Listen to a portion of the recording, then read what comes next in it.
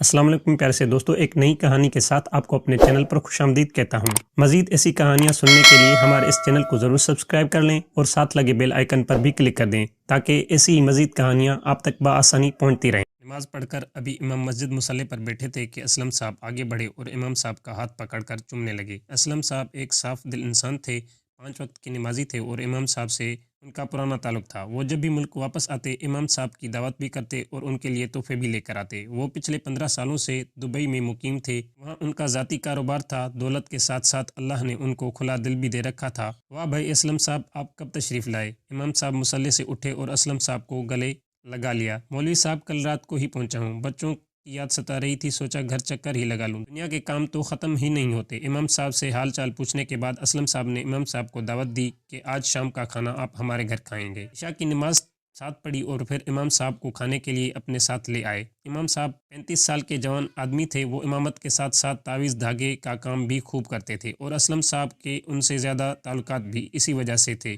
کیونکہ اسلم صاحب کے کاروبار میں جب بھی کوئی پریشانی آتی تو مولوی صاحب ان کو تعویذ دھاگا کر دیتے، جس سے ان کا مسئلہ حل ہو جاتا۔ اسلم صاحب کی فیملی میں ان کی 2 بیٹیاں اور جوان بیوی زکیہ تھی۔ بیٹیاں تو ویسے بھی امام صاحب کے پاس قرآن پڑھنے جاتی تھی اور زکیہ امام صاحب کو بھائی جان کہہ کر پکارتی تھی، اس لیے امام صاحب جب بھی گھر جاتے اسلم صاحب ان کو سیدھا اندر لے جاتے۔ گھر میں داخل ہوئے تو زکیہ نے ان کی خوب آؤ بھگت کی۔ اسلم صاحب اور امام صاحب نے مل کر کھانا کھایا۔ پھر اسلم صاحب بولنے لگے، زکیہ وہ سامان تو لے کر آؤ جو مولوی صاحب کے لیے دبئی سے لے کر آیا ہوں۔ زکیہ کمرے سے مصلی، کمبل، گھڑی، عطر وغیرہ ایک ساتھ ہی لے کر آئی۔ زکیہ نے سارا سامان امام صاحب کو مسکراتے ہوئے پکڑایا تو زکیہ کا ہاتھ امام صاحب کے ہاتھ کے ساتھ ٹچ ہو گیا تو مولوی صاحب کی نظر فوراً زکیہ کی طرف اٹھی تو انہوں نے اپنا دھیان ہٹایا اور بولے، یہ تو اسلم صاحب کی مہربانی ہے، ورنہ آج کی مصروف دور میں کون کسی کو یاد کرتا ہے۔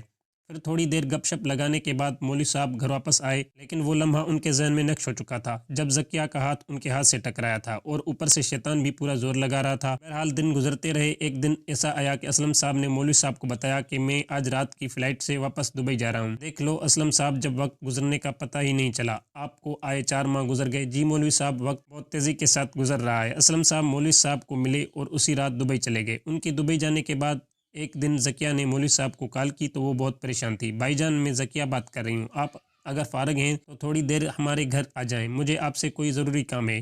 جی آپ فون رکھیں، میں تھوڑی دیر تک آتا ہوں۔ امام صاحب تھوڑی دیر کے بعد اسلم صاحب کا دروازہ کھٹکھٹا رہے تھے۔